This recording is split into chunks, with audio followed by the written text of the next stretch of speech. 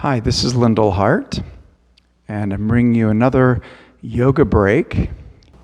So this practice is designed to help stretch your quads and give a little bit of opening to the hip flexors as well. So the first thing that we're going to do is just come to hands and knees. So when you come to hands and knees, place your hands toward the front edge of your mat. The heels of your hands are directly underneath your shoulders. And as you press down into the heels of your hands, let the shoulders lift up just slightly so that you're creating a more spacious shoulder joint. Spread your fingers wide apart. So the more the hands press into the mat, the more support you get for the shoulders so that you're not sinking down into the shoulder joint and closing off that joint, creating even a little stress in the joint. You want to keep it as open as possible. Now for this, if you have a blanket handy or even a towel, you can use that as extra support for your knees. So go ahead and take your blanket or your towel, if you're going to use one, place it about the center of your mat and come to kneel on it. And then bring your right foot forward. So we're going to start with this low lunge. Now in a low lunge, you can let the weight drop forward. You can even let your knee drop forward of that vertical line above the ankle because you're not bearing weight in this leg. And then once you've dropped the hips forward, see if you can slide your left knee back another inch or so. So this is where we begin to get into the quadriceps and the hip flexor muscles so that we get some stretch there. And you could keep your hands on the floor the whole time and just think of lengthening out through the spine, through the crown of your head. And then if you want to add a little more dimension to this, you could bring your hands to your thigh. Now when you bring the torso up like this, it tends to compress a little in the lower back. So you want to make sure that you're kind of relaxing your tailbone down and slightly forward. Imagine that you're curling your tailbone slightly forward. This tends to bring the hips away from your right heel, so you want to let the hips drop again. Peel the shoulders back, open the chest. And again, if this feels like a particularly good pause point for you, stay with it and just breathe. You could also take the arms overhead, and in this position, you're getting a little additional stretch through the hip flexors and the quads, but you're also coming up into the psoas muscle group, which comes up into the interior of the torso and hooks in underneath the rib cage. So there's a little back bend happening as well as the quad and hip flexor stretch. And let's take one more breath here and exhale, bring the hands down, shift the hips back a little, and then bring your right knee back in line with your left, and you return to where you started. And let's take the second side. So you're going to bring your left foot forward now.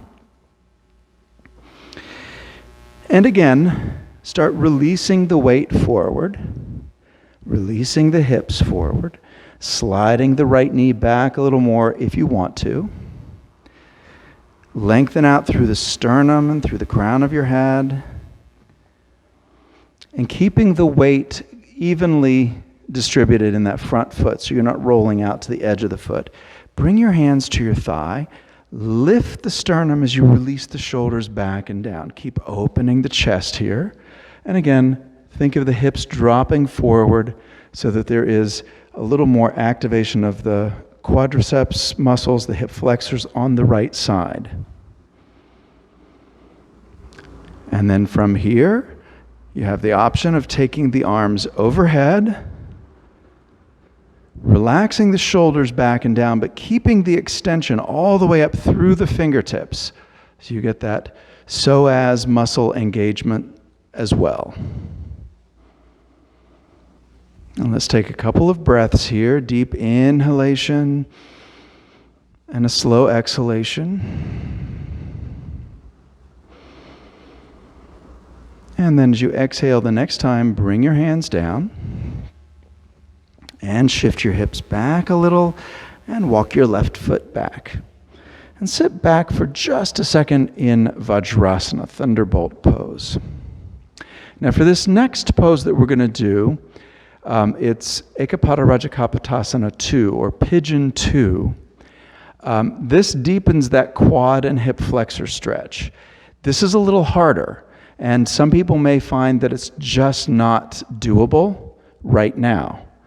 So you can always opt for that basic lunge that we just did and simply repeat it if you think that it's going to be too much, or if you get there and you find, yeah, I got to back off a little bit. Go for the low lunge. It's a really good option here. So watch for just a second. I'll demonstrate and then you can join me.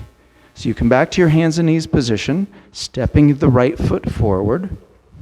This time we're going to keep that right knee directly above the ankle. You can see that there's a vertical line here rather than an angled line. And then once you're here, step the left knee back a little bit more. If you need to adjust your blanket, you can move it back.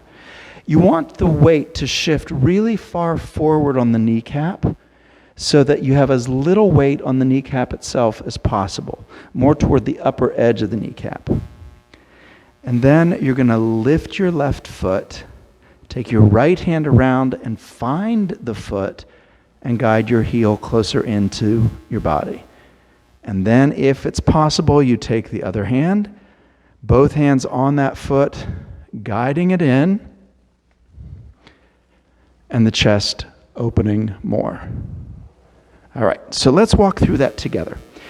You're going to bring your right foot forward, make your shin perpendicular to the floor, and then adjust your left knee back a little bit more until you have the maximum distance between your right heel and your left knee that you can manage right now.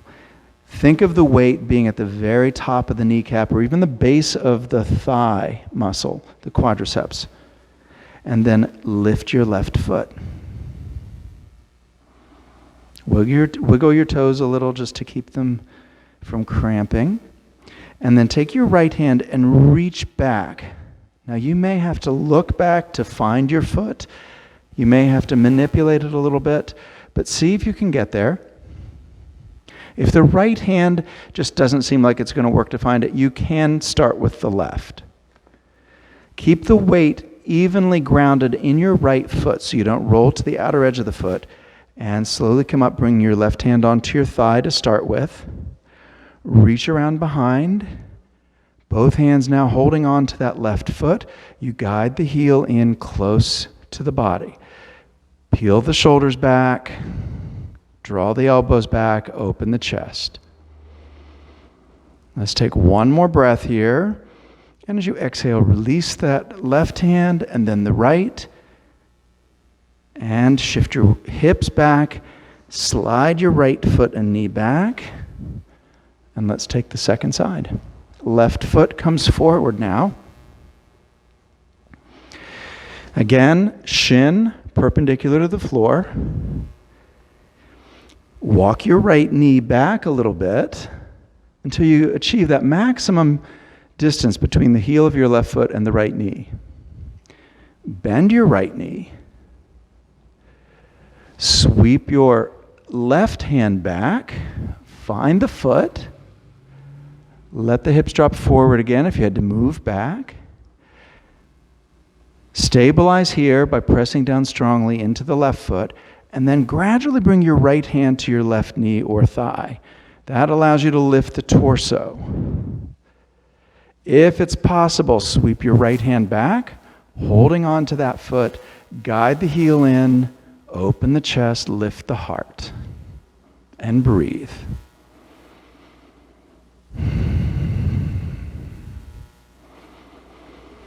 This is one pose that helps to counteract the tendency of our shoulders to roll forward and collapse the chest. If you do this, you're going to keep opening your chest, reminding yourself that you want a nice open chest as much of the time as possible.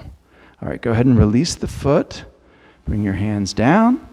Step your left foot back, your left knee back. Press back for just a moment into child's pose. From that child's pose position, slide your hands back toward your knees, roll up to sit in Vajrasana, thunderbolt pose. This gives you, again, a little bit of quadriceps activation. It's a deep stretch for the ligaments around the knees and also the tops of the foot, the fronts of the ankle. This may be enough for you. If you feel that you want to add to that quad stretch one last time, you could take your hands behind your feet.